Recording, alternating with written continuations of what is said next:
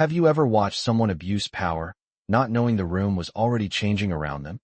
2 hours before Officer Daniel Hayes would feel the weight of his own badge like never before, he stood tall in courtroom 4B, shoulders squared, uniform pressed, every inch the image of authority. The fluorescent lights hummed overhead, casting a pale glow across polished wooden benches and the raised bench where Judge William Carter reviewed his docket. The air smelled faintly of old paper and strong coffee, the kind that sits on a warmer too long. Then the side door opened. Ava Brooks stepped inside, hands secured in standard cuffs, posture straight despite the whispers that followed her. She wore a navy blazer over a simple blouse, her expression calm, almost unreadable. Hayes guided her forward with a firm grip on her elbow, just enough to signal control, not enough to draw objection. "Watch your step," he muttered, though his tone carried no courtesy. A few people in the gallery exchanged glances. Ava didn't resist. She didn't argue. She simply walked the 12 measured steps to the defense table as if she had walked them 100 times before. Hayes pulled out the chair with a sharp scrape against the tile floor and motioned for her to sit. When she lowered herself into the seat, he leaned closer than necessary.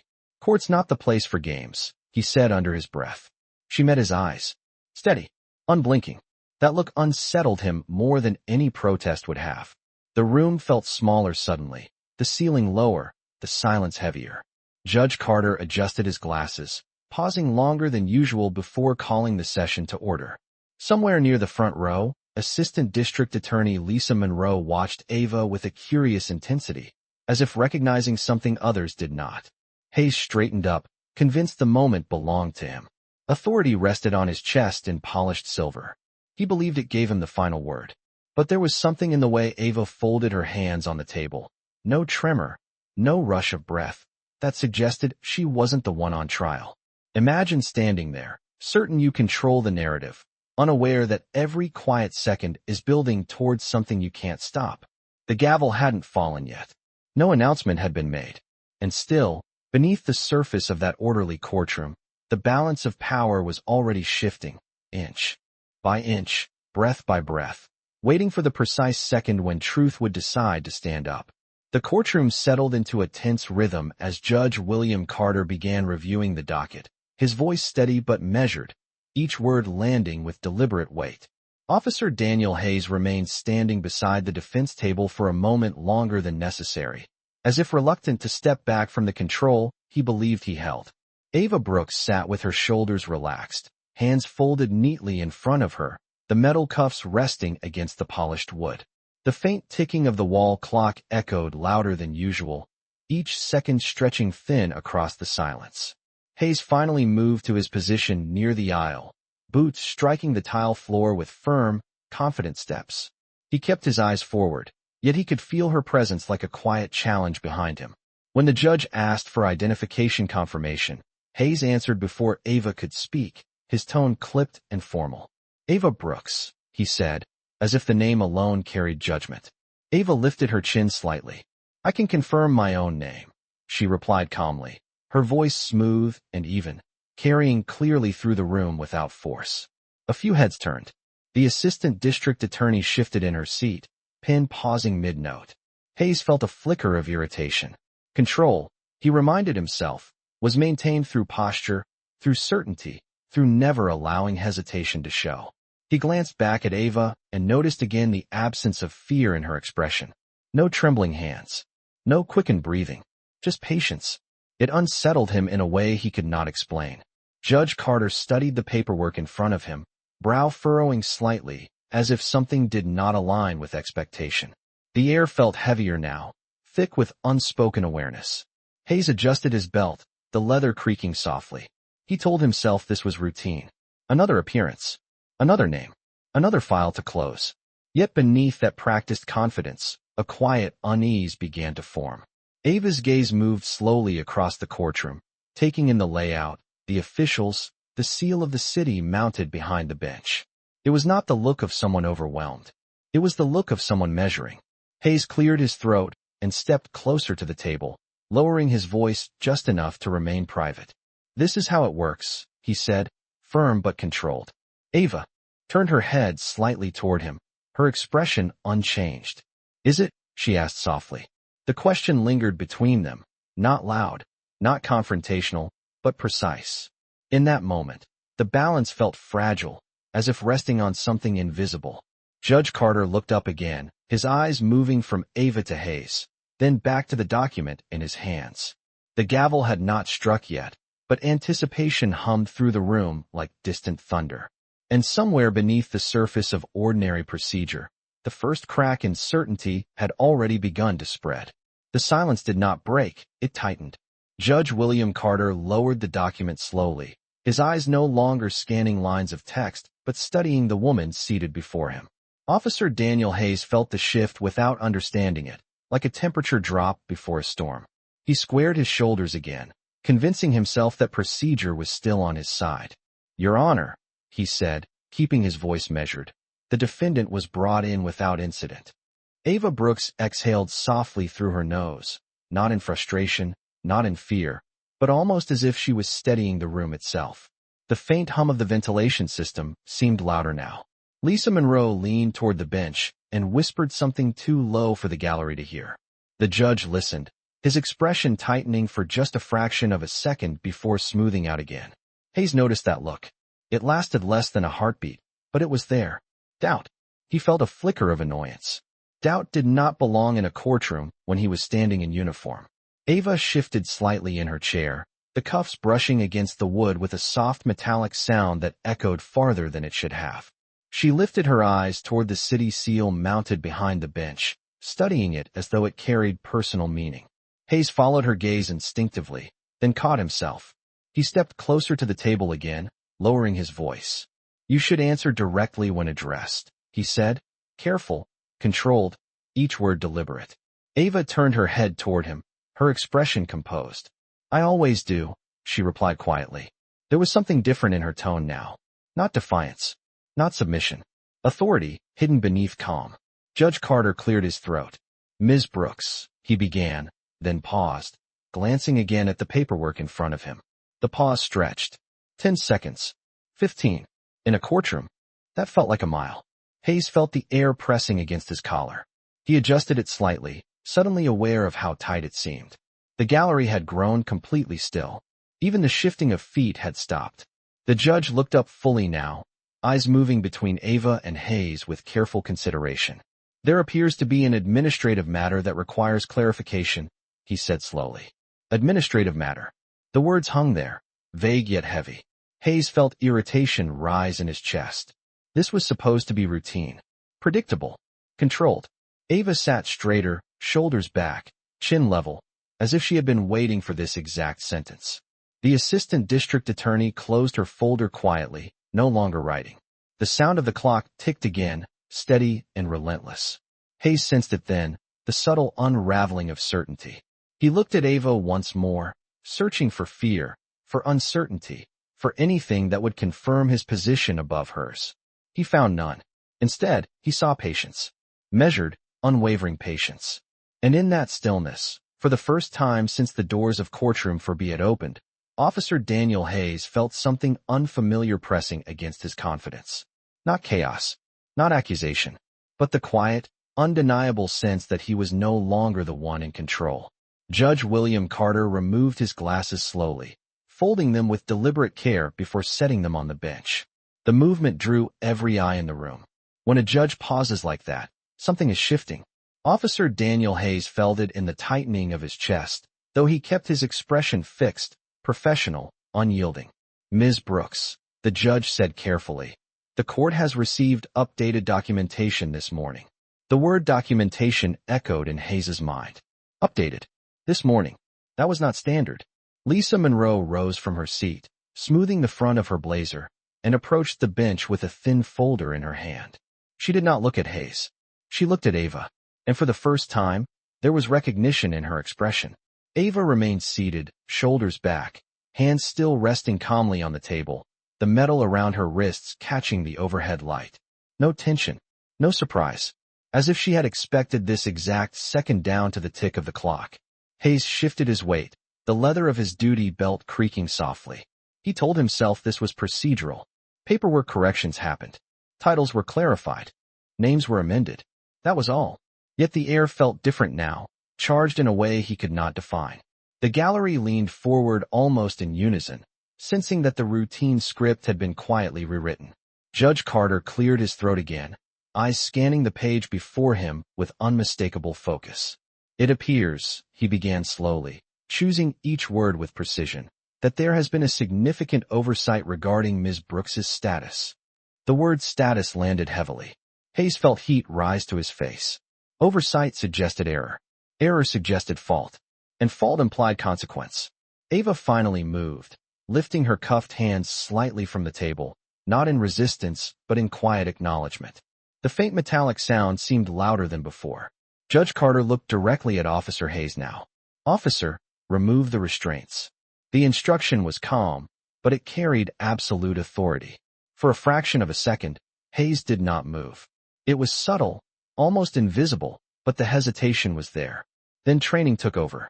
He stepped forward, keys in hand, movements precise, controlled. As he reached for the cuffs, Ava met his eyes once more. Not triumph, not anger, just clarity. The lock clicked open with a small, definitive sound. One wrist, then the other. Hayes stepped back, the sudden absence of metal feeling louder than its presence ever had. Ava rose to her full height, smoothing her blazer, her posture composed and grounded. The entire courtroom watched in stillness. Judge Carter spoke again, his voice steady but unmistakably formal. For the record, Ms. Ava Brooks was sworn in at 8 o'clock this morning as the new police chief of this city. The words settled over the room like a weight. Hayes felt the ground shift beneath the certainty he had carried only minutes earlier. The badge on his chest no longer felt like power. It felt exposed. And in the quiet that followed, it became clear that authority had not vanished. It had simply changed hands. No one moved for several seconds after the announcement, as if the air itself needed time to adjust. Ava Brooks stood centered beneath the seal of the city, shoulders steady, chin level, no trace of triumph in her expression. Officer Daniel Hayes remained where he had stepped back, hands at his sides, the key ring still loosely held between his fingers. The faint metallic jingle sounded louder than it should have. In the stillness, he felt every pair of eyes in the courtroom shift toward him, not with accusation shouted aloud, but with quiet reassessment. Judge William Carter straightened the papers before him, restoring order with the smallest motions. "Congratulations, Chief Brooks," he said formally. The title echoed through the room with unmistakable clarity. Chief. The words settled heavily in Hayes's mind. Just minutes earlier, he had believed he was guiding a routine appearance. Now he stood before the highest authority in his own department. Ava inclined her head respectfully toward the bench. "Thank you, Your Honor," she replied, her voice calm, even, grounded. There was no raised volume, no sharp edge, only composure. Lisa Monroe returned to her seat slowly, her earlier notes forgotten. The gallery began to murmur softly, the restrained sound of realization spreading row by row. Hayes swallowed, suddenly aware of the tightness in his throat. His training urged him to maintain posture, to maintain control of expression, to show nothing. Yet beneath that discipline, something unsettled him deeply. He replayed his own words from moments earlier, the tone he had used, the assumptions woven into each sentence. They now felt exposed under the bright fluorescent lights. Ava turned slightly, facing him fully for the first time since rising. Their eyes met again. This time, there was no barrier of uncertainty between them. "Officer Hayes," she said, addressing him with measured respect, "we will speak later today." Not a threat, not a warning, a statement. Simple, certain, the promise of accountability delivered without anger. Hayes nodded automatically, though his thoughts felt scattered. He had expected confrontation, perhaps even humiliation. Instead, he was given something heavier. Professional calm, the kind that leaves no room to hide behind excuses. Judge Carter lifted the gavel and brought it down once, the sound sharp but controlled. "This court will stand in brief recess." The scrape of benches followed as people rose. Conversation began to swell, restrained but charged with disbelief. Hayes remained standing, unsure whether to step forward or retreat. Ava gathered the folder that had been placed on the table, her movements deliberate and unhurried. As she walked past him, close enough that he could sense the steady rhythm of her breathing, she paused just slightly. Authority is not about who stands above, she said quietly, her voice meant only for him. It is about who stands accountable. Then she continued toward the exit, heels tapping softly against the tile floor. Hayes watched her go, the badge on his chest no longer feeling like armor. In that moment, he understood something he had never considered before. Power does not disappear when challenged. It reveals character, and his character had just been placed under a light he could not dim. The hallway outside courtroom 4B felt longer than usual, the polished floor reflecting the overhead lights in a steady, unforgiving line. Officer Daniel Hayes stepped out a few paces behind Chief Ava Brooks, the murmur of voices fading as the heavy courtroom doors closed with a muted thud. For years, he had walked these corridors with confidence, boots striking tile with certainty, nodding at clerks and deputies who recognized the authority stitched into his uniform. Today, the sound of his footsteps seemed louder, almost intrusive. Ava did not rush. She moved with measured calm, each step deliberate, as if she understood that leadership was not claimed in dramatic gestures, but in quiet control. A few uniformed officers near the elevator straightened when they recognized her, surprise flashing across their faces before discipline settled in. Hayes noticed the shift immediately, the way their posture adjusted, the way their eyes moved from him to her. Respect, redirected. He felt heat rise along his collar again. Ava pressed the elevator button, the soft chime echoing in the still hallway. Neither of them spoke at first. Silence can reveal more than confrontation ever could. Hayes searched for something to say, something professional, something that might steady the ground beneath him. Chief, he began, the title unfamiliar on his tongue. If there was any misunderstanding earlier, I was following standard procedure. The words sounded rehearsed even as he spoke them. Ava kept her gaze forward, watching the elevator numbers descend one by one. Procedure, she repeated calmly. Procedure should never feel personal. The doors slid open with a quiet glide. They stepped inside, the confined space amplifying every breath. Hayes became aware of the faint scent of polished metal and recycled air. He had stood in elevators with supervisors before, but never with someone whose authority had shifted the foundation beneath his own certainty in a matter of minutes. Ava finally turned to face him fully. There was no anger in her expression, only clarity. I reviewed department reports before taking this position, she said evenly. Patterns matter. Tone matters. The way we treat people when we believe no one important is watching matters. Each sentence landed without force, yet carried undeniable weight. Hayes felt his jaw tighten slightly. He wanted to defend himself, to explain context, to insist that nothing he had done crossed a formal line. But something in her steady gaze made those defenses feel smaller than they had moments ago. The elevator descended another floor. Leadership begins long before a title, Ava continued quietly. It begins with restraint. The word lingered in the small space. Restraint, not just of action, but of assumption. The doors opened again to the lobby level, sunlight filtering through tall glass windows at the end of the corridor. Ava stepped out first, posture unwavering. Hayes followed, the badge on his chest catching a brief glint of light. He realized then that this was not a confrontation about a single moment in a courtroom. It was about the kind of officer he chose to be when no one challenged him. And as the lobby doors opened to the city beyond, he understood that the true weight of authority was not carried in metal. It was carried in accountability. The city lobby doors closed behind them with a soft hydraulic sigh, sealing off the noise of traffic and distant sirens. Sunlight streamed through 12-foot glass panels, casting long reflections across the marble floor. Chief Ava Brooks paused near the center of the lobby, turning slightly as uniformed officers and civilian staff began to gather at a respectful distance. Word had already traveled faster than footsteps. Officer Daniel Hayes remained a few feet behind her, aware of every whisper that stopped the moment he looked up. For years, this building had echoed with his confidence. Today, it echoed with something else. Expectation. Ava did not raise her voice, yet when she spoke, the room leaned in. I begin this role with one priority, she said evenly. Trust. The single word carried farther than any command. She continued, explaining that trust is not built in press conferences or polished statements, but in everyday interactions measured in seconds and inches. In how an officer stands. In how a question is asked. and how restraint is chosen over impulse. Hayes listened, the earlier exchange in the elevator replaying in his mind with sharper clarity. He had always believed strength was visible in control. He had not considered that real strength might be visible in restraint. Ava's eyes moved across the gathered staff, steady and direct. Our badge does not elevate us above the community, she said. It binds us to it. A quiet stillness followed. No applause. No dramatic reaction. Just understanding settling in. Hayes felt the weight of his own uniform differently now, not as armor, but as responsibility. He remembered the tone he had used in the courtroom, the subtle edge in his voice, the assumption that authority was unquestioned.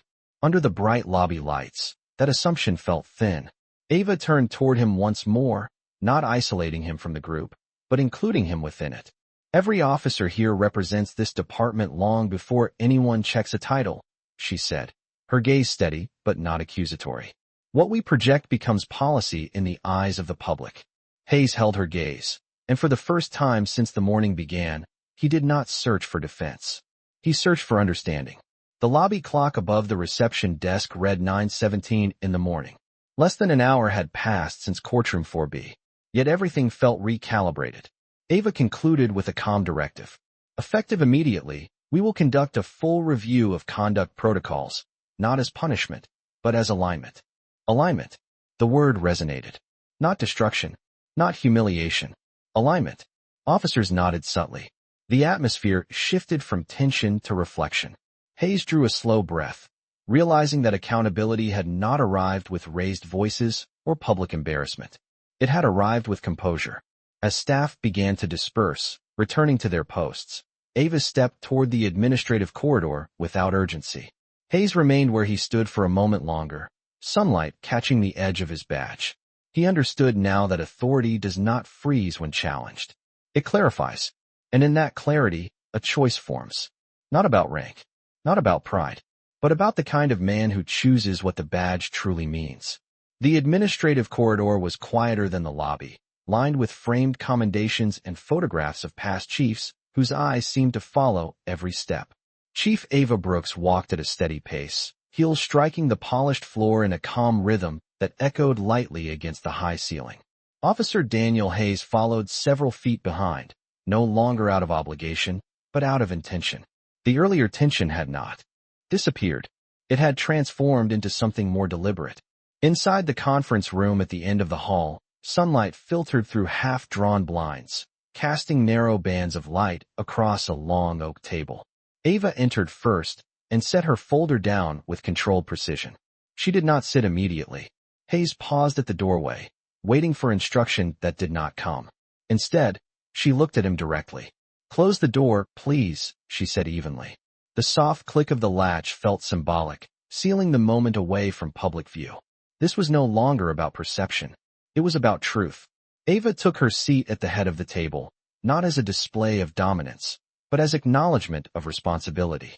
Hayes remained standing for a second longer before sitting across from her. The distance between them was less than 6 feet, yet it felt like miles built from unexamined assumptions. "Tell me what you believe this morning," Ava said calmly. There was no accusation in her tone, only inquiry. Hayes inhaled slowly, choosing his words with care. "I believed I was maintaining order," he answered. The words sounded smaller in the quiet room. Ava nodded once. "And what did maintaining order require from you?" she asked. The question lingered. Hayes considered the posture he had taken, the tone he had used, the certainty he had carried. He remembered how quickly he had assumed authority over understanding. "Control," he admitted. Ava leaned back slightly, her expression thoughtful. "Control is visible," she said. "Respect is earned." The distinction settled between them. Hayes felt something shift internally, not defensiveness this time, but awareness. He had measured success by compliance, by silence, by smooth procedure. He had not measured it by dignity. Ava folded her hands on the table. "You are not the only officer who confuses the two," she said evenly. "That is why we correct patterns, not just incidents." Hayes met her gaze fully now. "What happens next?" he asked. Ava's response was steady. "You will participate in the protocol review. You will lead a community listening session within 30 days. Not as punishment, as growth." The word growth felt heavier than any reprimand. It implied expectation. It implied belief that change was possible. Hayes nodded slowly, absorbing the weight of the moment. Outside the window, the city moved in steady motion. Cars traveling measured miles per hour, people crossing sidewalks. Without knowledge of the recalibration taking place inside this room, Ava stood, signaling the conversation was concluding. Accountability is not about humiliation, she said quietly. It is about alignment between authority and integrity. Hayes rose as well, the badge on his chest catching a narrow stripe of sunlight. For the first time since the morning began, he understood that this was not the loss of power. It was the beginning of responsibility. The conference room door opened quietly, and the late morning light had shifted slightly, softer now, less harsh against the polished oak table. Chief Ava Brooks stepped back into the corridor with the same measured composure she had carried all morning. Officer Daniel Hayes followed, but something in his posture had changed. His shoulders were still squared, his uniform still pressed, yet the rigid certainty that once defined his stride had eased into something more grounded. Outside the tall lobby windows, the city continued moving at its steady pace, traffic flowing at 30 miles per hour, pedestrians crossing streets beneath the hum of daily life. Inside the department walls, however, a quieter recalibration was taking place. Word of the morning's revelation had settled into reflection rather than rumor. Officers moved through the halls with thoughtful restraint, aware that leadership had shifted not in volume, but in tone. Hayes paused near the display case that held departmental commendations, staring at the polished plaques that celebrated service and integrity. For years, he had measured success by response times, by clear reports, by the absence of complaints. Now he understood there was a measure that did not fit inside a frame. Dignity. Ava stopped beside him, not to correct, not to instruct, but simply to stand. Growth begins the moment we choose to see clearly, she said quietly. Hayes nodded once, absorbing the simplicity of that truth. He did not offer defense. He did not search for justification. Instead, he allowed the realization to settle fully. Authority without reflection becomes arrogance. Authority with reflection becomes leadership. The difference is not in the badge. It is in the choice. The lobby clock now read 10:12 in the morning. Less than 2 hours had passed since the courtroom doors first opened, yet the trajectory of the day had permanently shifted. Hayes adjusted his collar, not out of habit this time, but out of awareness. I will lead that session, he said, voice steady, no longer guarded. Ava met his gaze and gave a slight nod. Then lead it well, she replied. There was no applause, no dramatic closing moment. Just the steady understanding that change had begun where pride once stood. As Ava walked toward her new office at the end of the corridor, sunlight traced the edge of her silhouette, calm and unwavering. Hayes remained in the lobby for a few seconds longer, feeling the weight of his badge differently than he had that morning. Not heavier, clearer. He turned toward the hallway where officers passed in quiet conversation, and for the first time, he chose his expression carefully, not as performance, but as principle. Because power does not prove itself in moments of dominance. It proves itself in moments of humility. And that morning, in a courtroom and a corridor only yards apart, justice did not need to raise its voice. It simply revealed who was willing to grow.